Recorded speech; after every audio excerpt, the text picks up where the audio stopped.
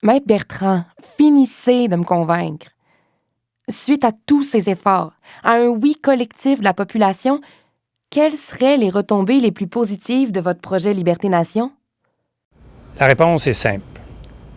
La République fédérale du Québec, c'est l'indépendance de notre part du Canada, soit celle du Canada français, mais c'est aussi la démonstration de notre capacité de réaliser cet objectif collectif que je dis profondément humain, qui est le parachèvement du pays québécois. Vous vous rappelez, je vous ai dit qu'il existe déjà dans les faits. Eh bien, maintenant, il est parachevé. Il existera en droit. N'avons-nous pas tout ce qu'il faut pour réaliser ce projet Liberté-Nation? Je vous suggère de répondre par l'affirmative. Nous avons un immense territoire composé de 17 régions qui sont capables d'assumer leur plein développement, qui seront capables de moduler leur avenir en fonction de leur spécificité.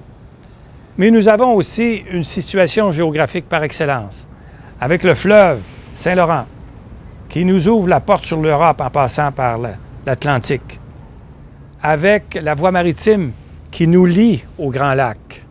Nous avons des richesses naturelles en abondance.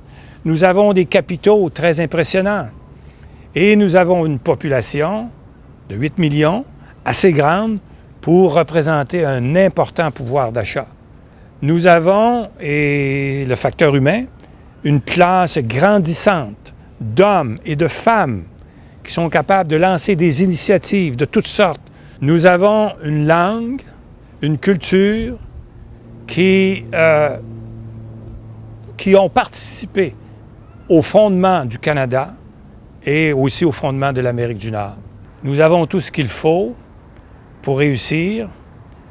Est-ce que nous pouvons? On l'a vu dans l'étude de faisabilité que nous pouvons. Il s'agit maintenant de savoir si nous voulons. Est-ce que nous voulons? Est-ce que nous avons le vouloir?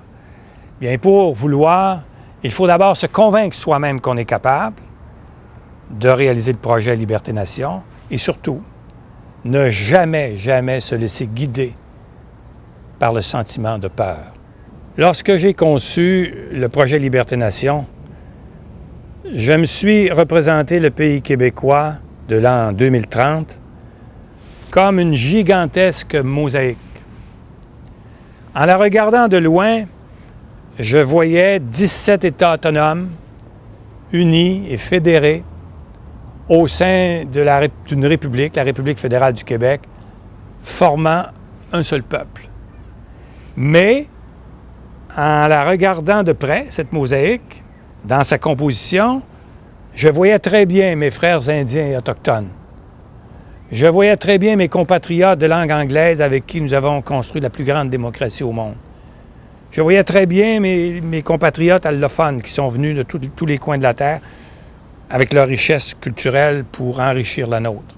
Et je voyais aussi mes compatriotes de langue française qui portent en leur cœur ce désir du vivre en français. L'avenir du Québec ne repose pas sur un seul homme ou une seule femme.